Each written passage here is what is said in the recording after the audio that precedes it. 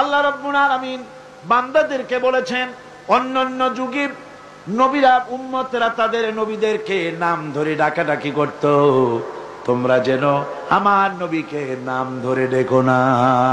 সুবহানাল্লাহ।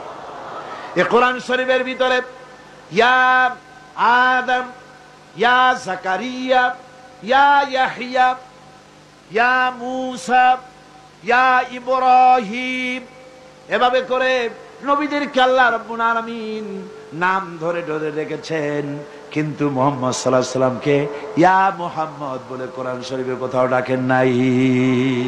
সুবহানাল্লাহ, জোরে কোন সুবহানাল্লাহ। নিজে তো আল্লাহ ডাকলেনই না, নিজে তো হুজুরকে কোথাও আল্লাহ নাম ধরে ডাকলেন না, বরং উম্মতদেরকেও নিষেধ করে দিলেন আমার নবীকে এভাবে নাম ধরে কখনো ডাকাডাকি করবে না।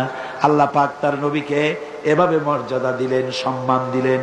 এ সম্মান সকল দিক থেকে সম্মান, সৌন্দর্যের দিক থেকে, দেখার দিক থেকে, মর্যাদার দিক থেকে রসুলকে এমন বানালেন, হযরত আদম থেকে শুরু করে ঈসা আলাইহিস সালাম পর্যন্ত এই পৃথিবীতে যত নবী আল্লাহ পাঠালেন সমস্ত নবীদের গুণাবলী এক জায়গায় করে একা মুহাম্মদ সাল্লাল্লাহু আলাইহি সাল্লামকে আল্লাহ দান করে দিলেন। সৌন্দর্য দিলেন এত বেশি।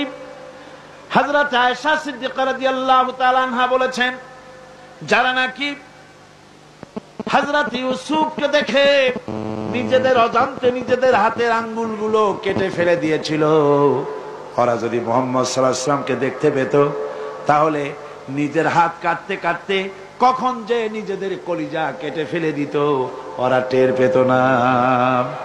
হযরত ইউসুফকে দেখে কিছুমাত্র মহিলারা নিজেদের আঙ্গুল কাটায় দিয়েছিল, আর রাসূলকে দেখে সাহাবায়ে কেরাম তাদের কল্লা কাটায় দিয়েছিলেন।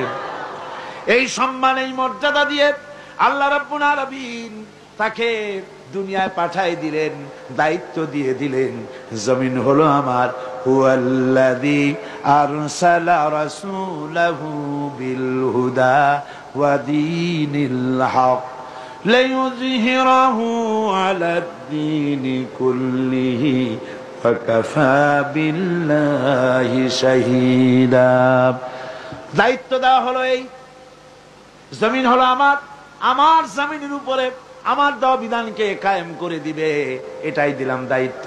এই দায়িত্ব পালন করতে নবীজির মক্কি জিন্দেগিতে 13 বছর সময় লাগলো মানুষ তৈরি করতে।